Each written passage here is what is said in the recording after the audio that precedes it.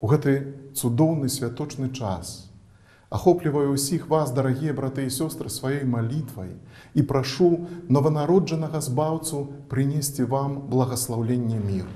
Няхай у вашых сэрцах, у вашых дамах, там, дзе вы вучыцеся, працуеце, у вашых парафіях і супольнасцях, у нашай айчыне і ва ўсім свеце усталюецца сапраўдны Божы мір.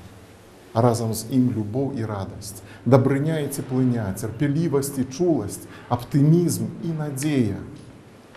Няхай як за вігілійнымі сталамі, так і ў кожны дзень у нашых сэрцах будзе дастаткова месца для тых людзей, якія хворыя, якія пакутуюць, якія бедныя і самотныя, засмучаныя і нешчаслівыя, людзей пажылога ўзросту і тых, хто сутыкаецца з якойсьці сацыяльнай ізаляцыяй. Зробім усё, што ў нашых сілах, каб іх дасягнула святочная радасць і цяпло Божай любові, якая лечыць раны чалавечых сэрцаў.